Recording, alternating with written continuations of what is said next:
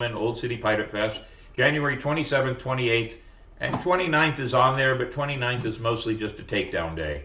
But we want to talk to you a little bit about that. So let us tell you about some of the things going on. There it is.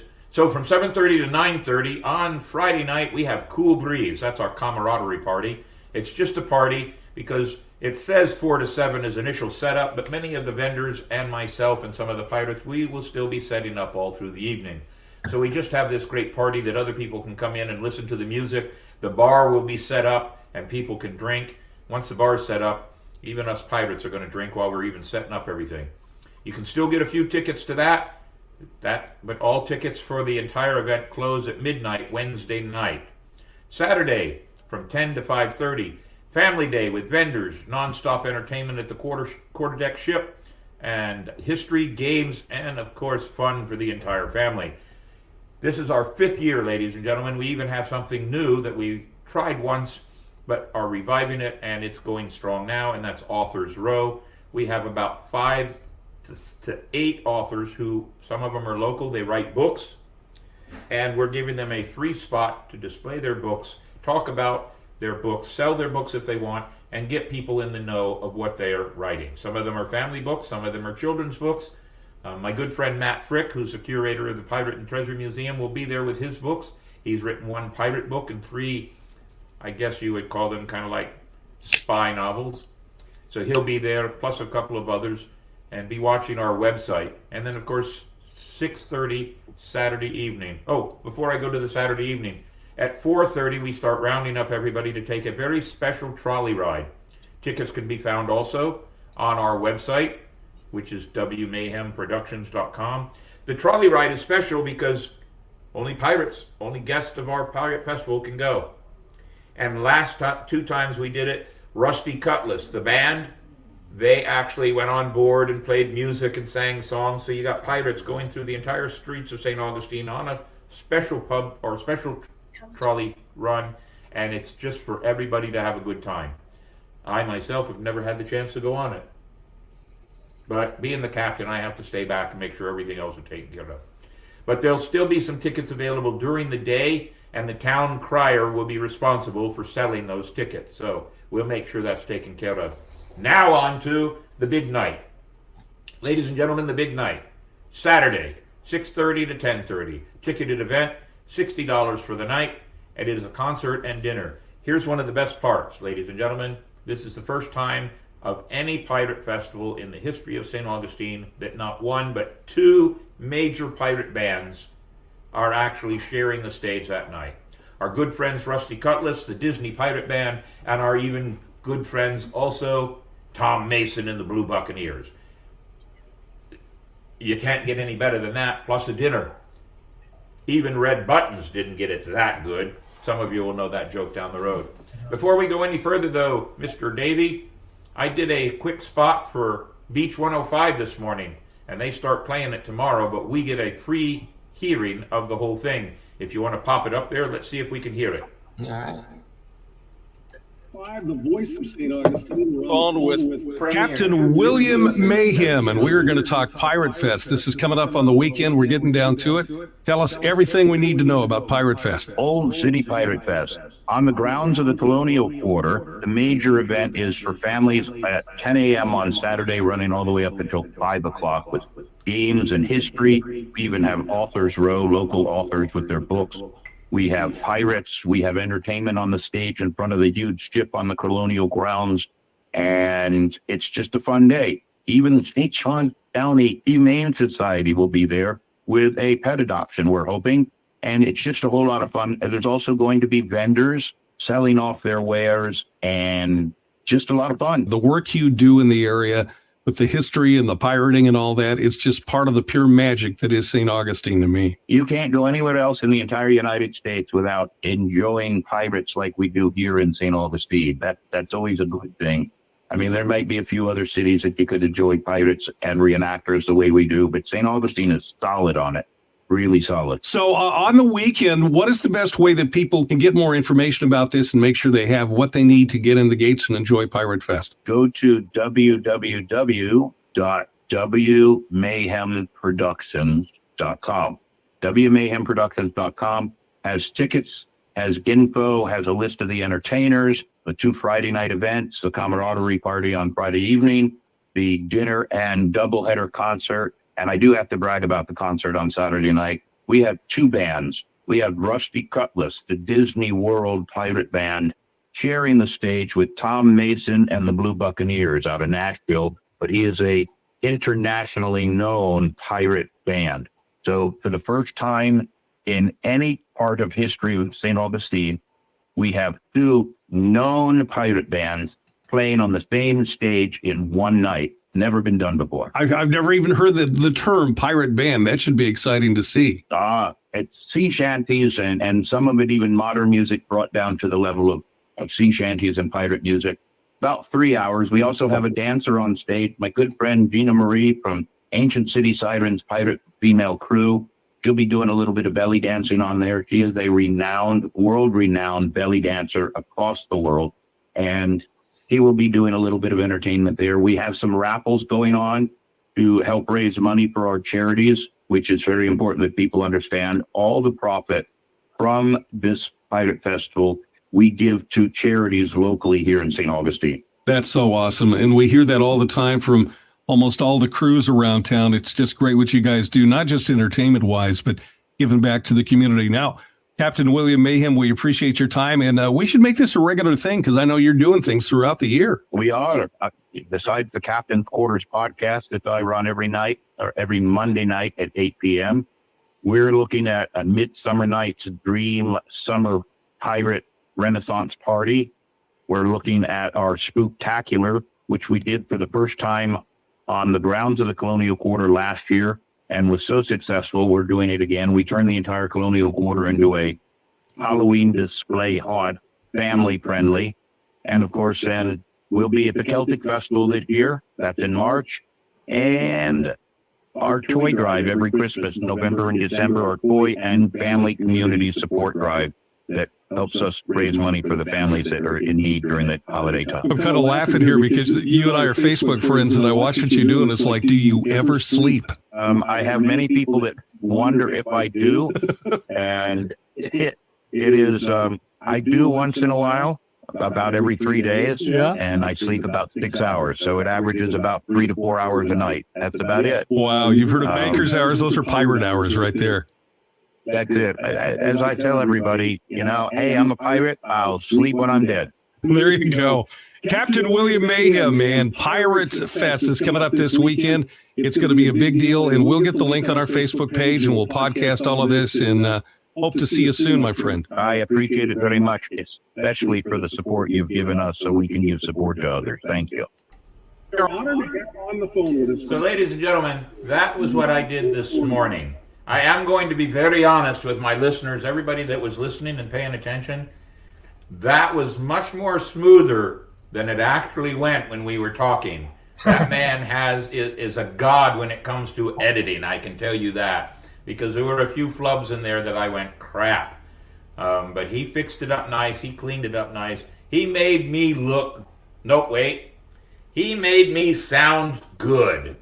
So, let's show you one other thing here, ladies and gentlemen. You want to wait? We'll show that later in the video time, Mr. Davey. We'll show that in the video time. So, that's what we've got going on for Old City Pirate Festival, and that's one of the reasons we have William here. So, William, you are the ship's galley master. Yes, indeed. That's your title. I am the St. Augustine Swashbuckler's very own galley master. And for background information for people, you are from where? Well, I was born in Venezuela. There you go. But I lived all my life in Miami, Florida. So if I'm from anywhere, it's Miami. It's Miami. But because of your South American Venezuelan heritage, you know about the history of pirates in that area. Indeed. Because we've had a few conversations. Yes, indeed. Venezuela was an intrinsic part of pirate history, believe it or not. The British and the Spanish were fighting each other for the city of Maracaibo. In that process, the city of Maracaibo fell to pirates, and it was a pirate city all the way to the independence movement in the 1830s. And believe it or not, part of the American independence movement, along with the South American and Venezuelan independent movement, was supported by piracy in some form or another. Yeah, absolutely. And that's where, I guess, even to this day, if you consider smuggling, if you will consider the doctrine and smuggling a form of piracy, even though they're not hijacking ships from each other, but it's smuggling. It's a form of the logistics process of what the pirates were trying to achieve, which was to make trade outside of the empire's systems of economics. Even to this day, Venezuela is a big hub for that. Yes. And so is Miami. Miami also. So, but your specialty and your love is food and cooking. Yes, it is. And that's really how we met, because you have a food truck labeled Captain Scallywags, and you actually have the Swashbuckler logo on it now. Indeed. You did, because Ever when you since became a part of our crew. Yes.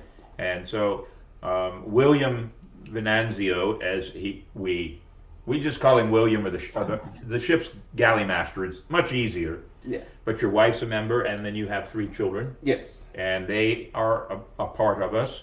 So they help when William is doing the food for some of our events. The children are there as servers and preppers and doing whatever else. So let's talk about the food for Saturday night. What are we having? I know I asked you specifically because I really like this, and I also, when I try to put events together, I always try to come up with ideas where food is generally easy to take care of. Absolutely. And so we're doing paella. Indeed.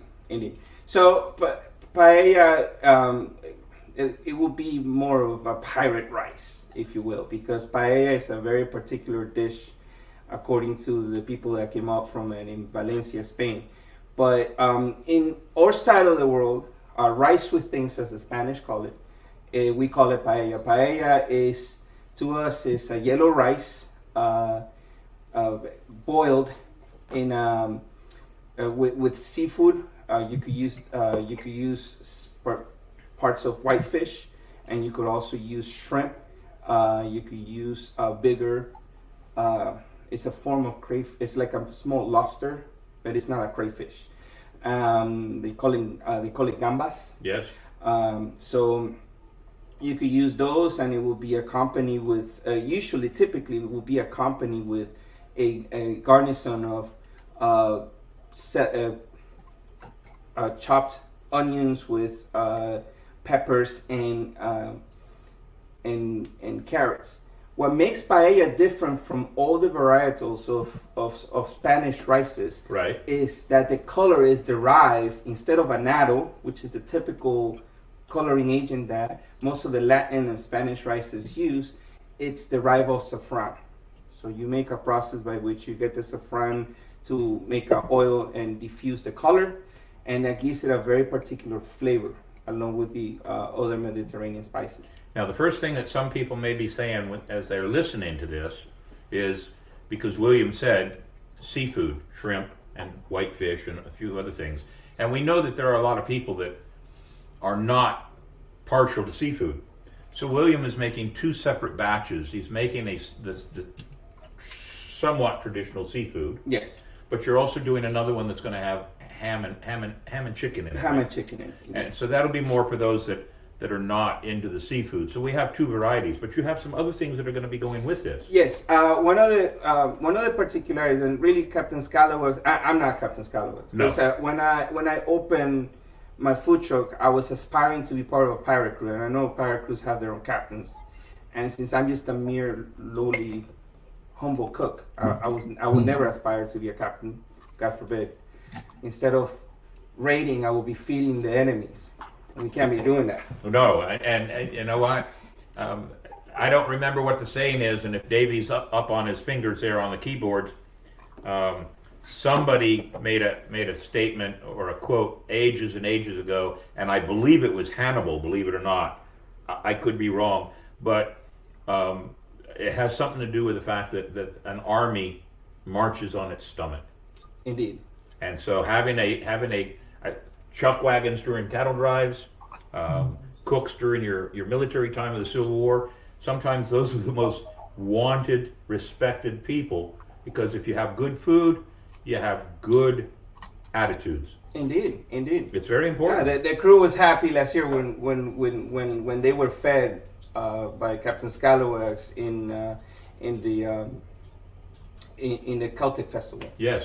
And of course, last year we did the Order of Leviathan. the You Order of provided the Leviathan. food for the Order of We did Leviathan that, also. So and the crew was really happy. So with that in mind, there's some particular dishes that Captain Scalawags brought to the market, because Captain Scalawags is really the first net pirate themed food truck or food establishment that we could, at least I think we conceived in Florida. Basically, the dishes are called pirate things, and they're made inspired by what pirates will want to eat. So pirates will have this dish where they will fry dough. Yep. And actually sailors most of the time they will fry dough.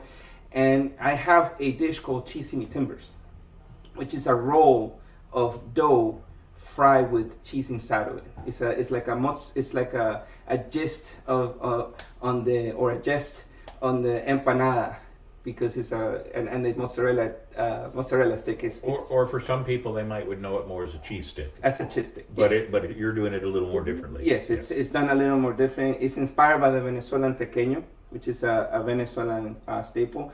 We will also have the hornigo plantains. The hornigo plantains are plantains with molten cheese on top of them, and it's basically it's sort of like a plantain cake, and it's covered with cheese.